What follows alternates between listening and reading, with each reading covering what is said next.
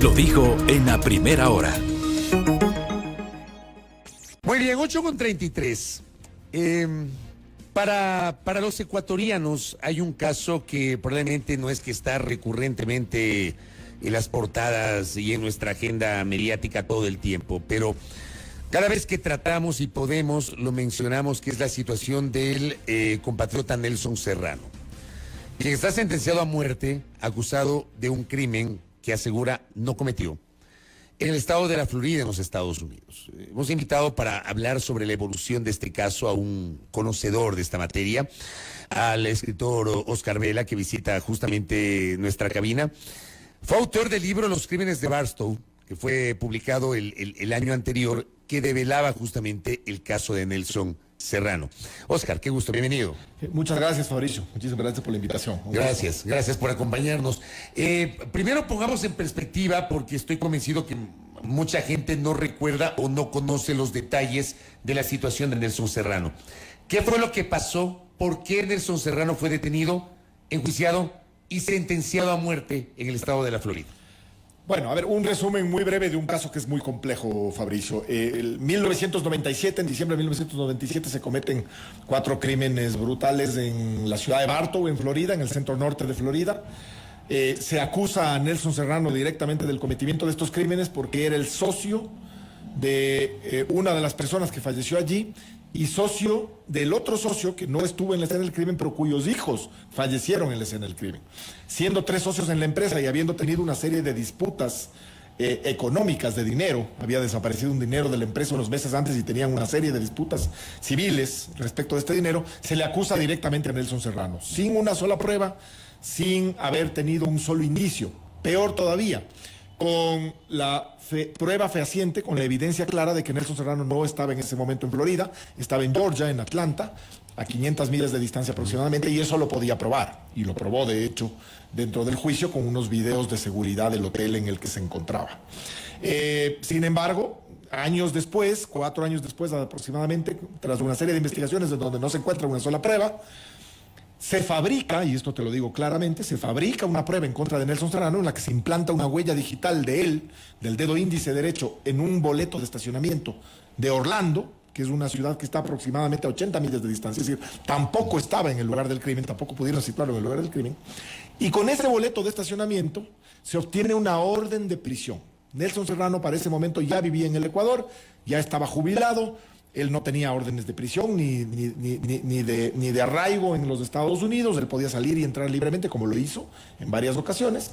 Nelson estaba viviendo en el Ecuador. En el Ecuador viene un policía americano y un fiscal que es el que actúa luego en el caso. Ellos entran al Ecuador en la última semana de agosto del año 2002 y lo secuestran aquí en connivencia, con colaboración o complicidad, con 14 policías ecuatorianos de migración, con un intendente de policía de aquel momento de Pichincha y con una serie cometiendo una serie de delitos concatenados que terminan con el secuestro, tortura y traslado ilegal de Nelson Serrano sin un solo papel a los Estados Unidos. O sea, no se trató de un proceso de extradición.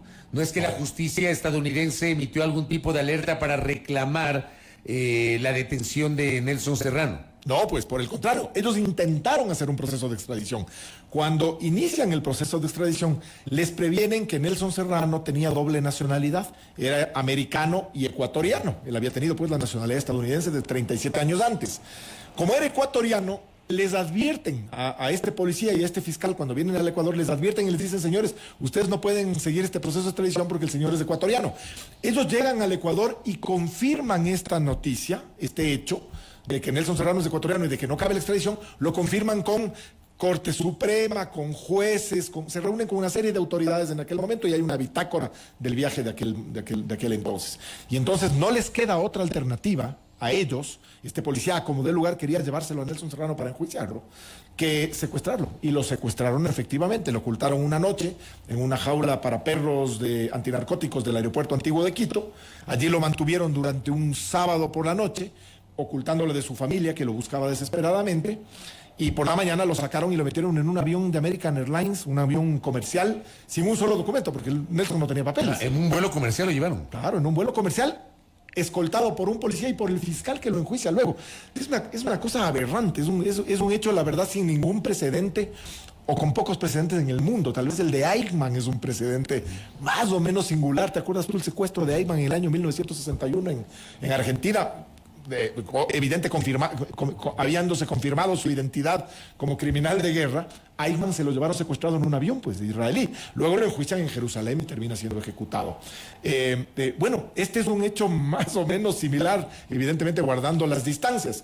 Nelson, un empresario, una persona inocente que no tenía nada que ver con este delito, pero al que se le imputa este delito de forma fraudulenta. Esto fue 2002, me dice, ¿no? Esto es año 2002. Desde entonces Nelson está preso. Gobierno de Gustavo Noboa Bejarano. ¿Cuál fue la postura del gobierno de esa época?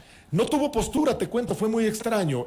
Todo esto se realizó, este operativo de secuestro de delitos, se realizó en un sábado, durante un sábado. Ninguna autoridad dio la cara ni apareció entonces. La familia de Nelson Serrano, además que conocía a varias personas del gobierno, etcétera, intentaron ubicarlos, los llamaron, era un fin de semana, nadie apareció, nadie dio la cara.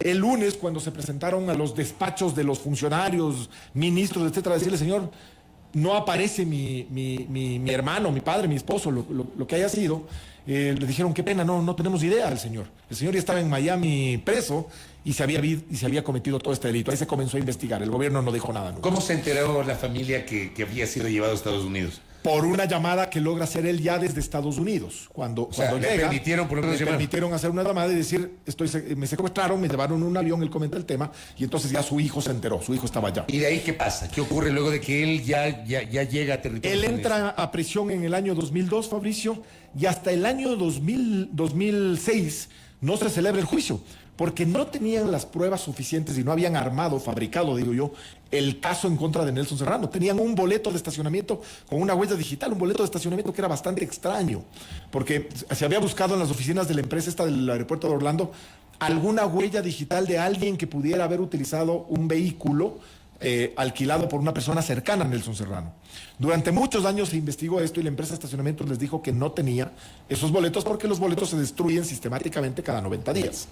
Y que además habían tenido 2 inundaciones graves en la zona durante los años de estos. Entonces que no existía nada, no había una sola prueba documental de todo. Pero justo ese boleto se salvó. Pero apareció este boleto, fíjate, en una caja de zapatos en el mes de julio del año 2001, poco antes del secuestro.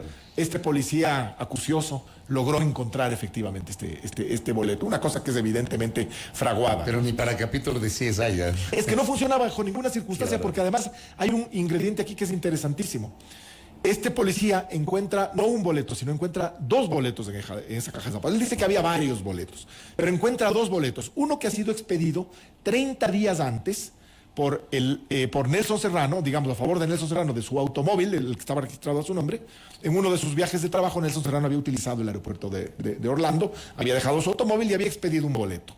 Ese boleto estaba en la misma caja de zapatos que el boleto expedido 30 días después del 3 de diciembre de 1997 por otra persona para otro automóvil que no tenía nada que ver con Nelson.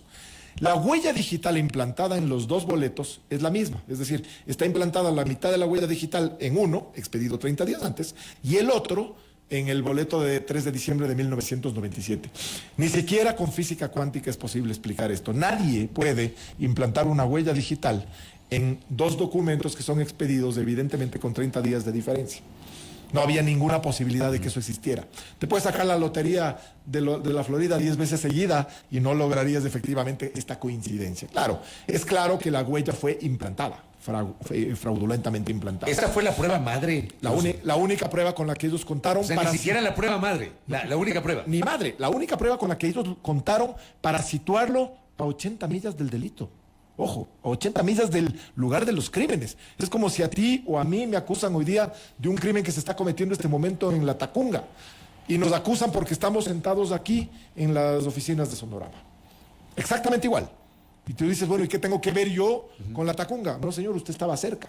Con esa prueba inicia el juicio, lo llevan a juicio. Con esa prueba inicia el juicio, con esa prueba se fabrica la teoría del caso, la teoría de que él... ¿Fue juzgado por un jurado? Fue juzgado por un jurado, con 9 votos contra 12. 9 votos contra 2. Él no fue juzgado por unanimidad. Esa es otra de las violaciones constitucionales del caso de Nelson. En ese momento se requería unanimidad para cualquier pena de muerte, para cualquier sentencia de pena de muerte. En el caso de él no hubo unanimidad, hubo 9 contra 12 y pese a eso se le dictaron 4 penas de muerte a Nelson. Es parte de los recursos constitucionales que hoy tiene, ¿no?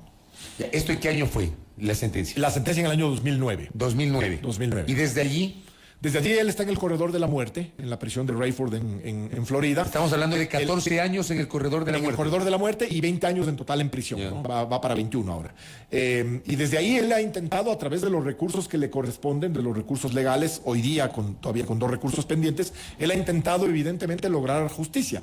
Pero este es un caso, Fabricio, este es un caso de corrupción, es un caso claro de corrupción en el que hay además involucradas varias personas, policías, Tommy Rey, el que vino a secuestrar al Ecuador, todo su equipo de policías, los fiscales que actuaron en el caso, el fiscal general de ese momento, Jerry Hill, en Bartow también estuvo involucrado. Todos ellos se jugaban el cargo de fiscales y de policías judiciales. En aquella época, año 2001, 2002, se jugaban el cargo por no haber descubierto nunca al famoso autor o a los autores de los crímenes de Bartow, que eran los crímenes más brutales de la zona. Nunca había habido un episodio de sangre como este en esa zona. Entonces, claro, la oposición política de ellos, en este caso los conservadores, los atacaban permanentemente. Decían, bueno, oigan, ¿qué fue pues de este caso? Alguien tiene que descubrir al criminal. Y allá el sistema es un sistema que yo digo es viciado de alguna forma. El sistema de renovación o de permanencia en los cargos de los fiscales y policías judiciales se hace por elección popular. Cada 4 años, igual que los políticos acá para los cargos públicos. Entonces allá, si es que tú no consigues un número de condenas importante a pena de muerte o a cadena perpetua, tú no eres reelegido en tu cargo. La demostración de tu trabajo, de tu éxito, está en conseguir la mayor condena de números de penas de muerte. Y entonces esto se vuelve vicioso, porque habrás visto tú, el caso de Nelson es uno de miles de casos de presumible inocencia que hay en los Estados Unidos, sobre todo en Florida. En Florida hay cerca de 500 casos más o menos similares, en donde curiosamente, Fabricio, siempre hay o negros o latinos, o casi siempre. El 90% de esos casos son contra negros o latinos. Hay sin duda un componente xenófobo, un componente racista y un componente de un vicio del propio sistema.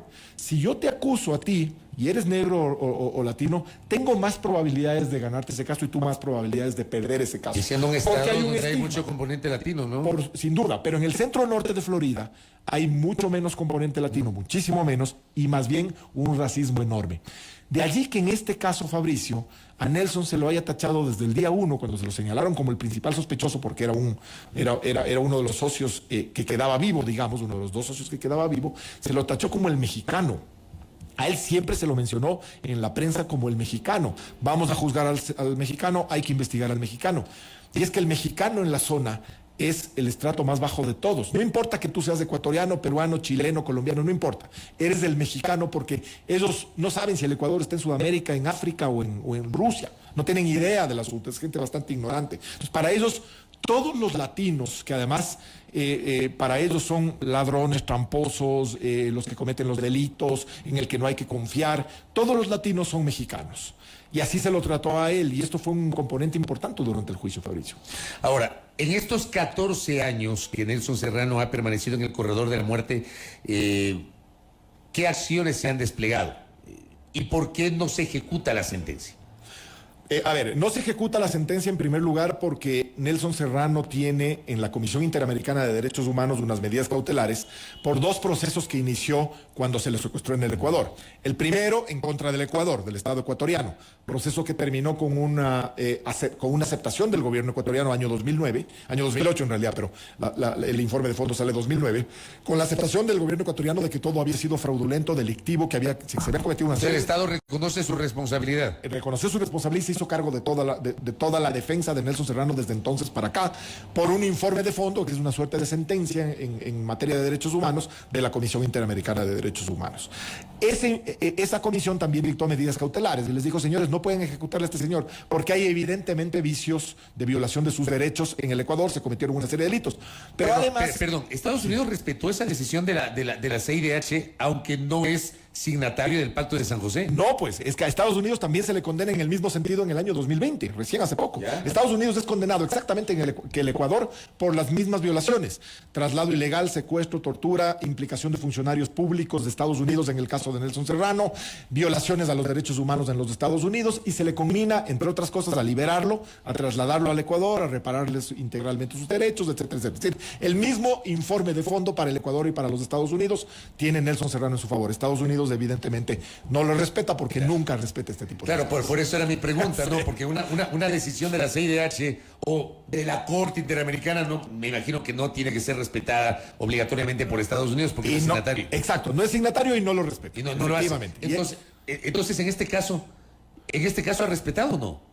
No ha respetado nada, evidentemente, porque Nelson hoy tiene todavía 2 recursos pendientes. Nelson no puede ser ejecutado este momento. Sin embargo, nosotros vemos difícil que pueda ser ejecutado en algún momento porque existe, como te digo, estas órdenes cautelares y es un proceso claramente viciado.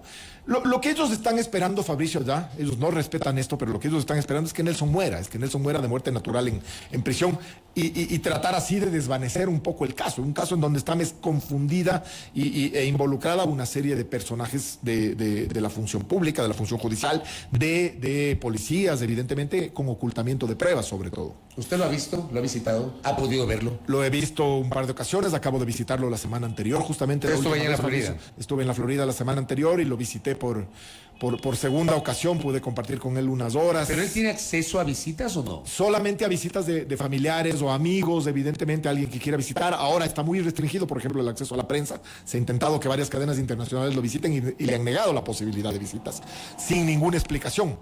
Así como no tenemos explicación por qué nos despachan los recursos pendientes, por ejemplo. Es todo ilegal, todo de alguna forma fabricado por el sistema judicial para que las pruebas que tiene Nelson hoy no se presenten en el juicio y no se evidencie los actos de corrupción que se cometieron en su caso. La semana pasada estuvo con él. ¿Cómo está él? A ver, él es un hombre de 84 años aquejado de una serie de dolencias, evidentemente, dolencias propias de la edad, ¿no? Está con problemas auditivos severos, ya quedándose ciego, que es lo más grave de él, con dolores de todo tipo, evidentemente, y ahora ya usando finalmente una silla de ruedas. Pero lo encontré muy fuerte mentalmente, Fabricio. Es un hombre tremendamente fuerte, muy sólido mentalmente, y él se aferra a que en su familia el historial de vida es de longevos en muchos de sus casos. Sus hermanos, varios de ellos pasaron de los 100 años. Y él, lo primero que nos dijo cuando entramos a Francisco, a mí, a Janet Nostroza, que estuvo también con nosotros, lo primero que nos dijo es: ellos creen que yo me voy a morir pronto y no saben que yo voy a vivir más de 100 años y voy a ser todavía un problema. Entonces, es un hombre tremendamente fuerte, que te inspira esa confianza de vamos a seguir luchando por esto porque no se va a morir pronto. Eso esperamos, ¿no? ¿Y en qué instancia está en este momento el caso? A ver, pendiente como siempre, desde hace 4 años, creo que alguna vez hablamos contigo de esto, de los recursos, del recurso famoso de resentencia. Conversamos con él a propósito del libro.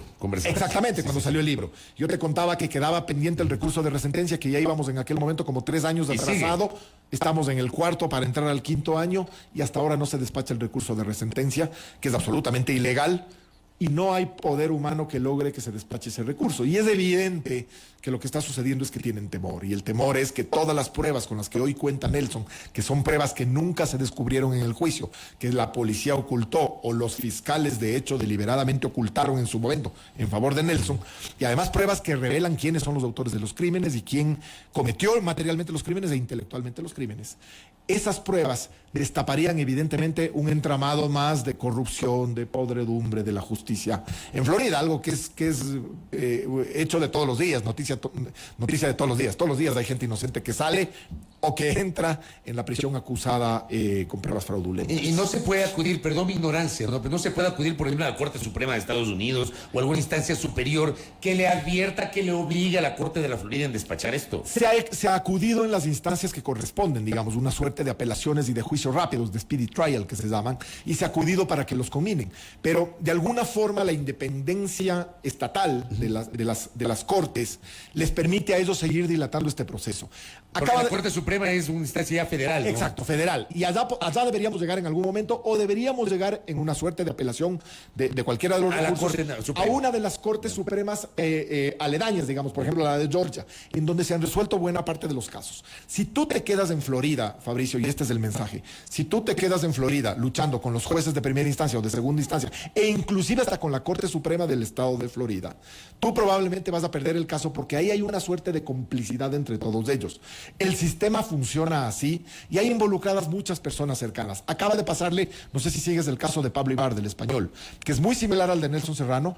Fue noticia la semana anterior porque tenía finalmente la posibilidad de repetir su juicio. Pablo tiene pruebas contundentes de que es inocente. A él le acusaron de un crimen cerca de Miami hace aproximadamente 25 años. Con todas las pruebas, con el avance que ha tenido y con el apoyo del Estado español, porque Pablo ha logrado avanzar en su caso más que Nelson, porque el Estado español está con él en todo, bajo todas las circunstancias, todo el tiempo, con senadores, con diputados, el propio presidente de gobierno, el rey, todo el mundo ha intervenido para decir, hey, señores, denle la oportunidad de mostrar sus pruebas. Pues acaba de negarle la Corte Superior de Florida, le acaba de negar ese juicio en Florida.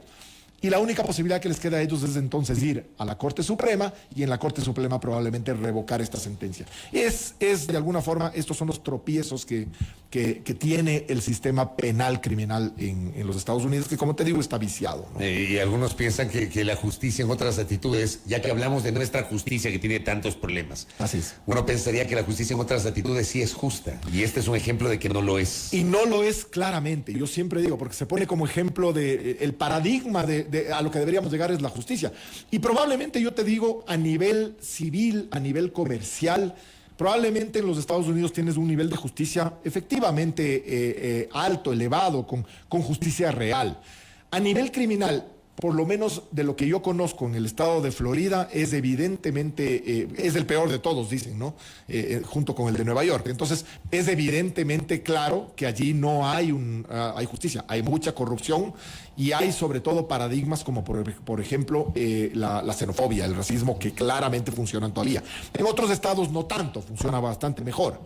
Pero Florida es un caso dramático de corrupción de justicia en los Estados Unidos. ¿En California es similar o no? No, es bastante mejor. ¿Ah, sí? Yo te diría que Texas, Nueva York y Florida son los peores estados a nivel de justicia, y esto además lo dicen los propios americanos, ¿no? Es decir, son los focos de la podredumbre de la justicia en general en los Estados Unidos. Y bueno, por eso estamos en este caso sufriendo con un compatriota, ¿no? Y aquí lo tenemos a Oscar, y aquí evidentemente lo mantenemos vigente el caso de Nelson Serrano. Gracias, Oscar. A ti, Fabricio, muchísimas gracias por ayudarnos en este caso. Gracias. Oscar Vela, que ha estado con nosotros, autor del libro Los Crímenes de Barstow, y además quien ha visibilizado permanentemente el caso de Nelson Serrano, ecuatoriano que durante 14 años está en el corredor de la muerte en una prisión de los Estados Unidos. 8:55 en la primera hora. Primera plana. Todas las noticias, todas las voces.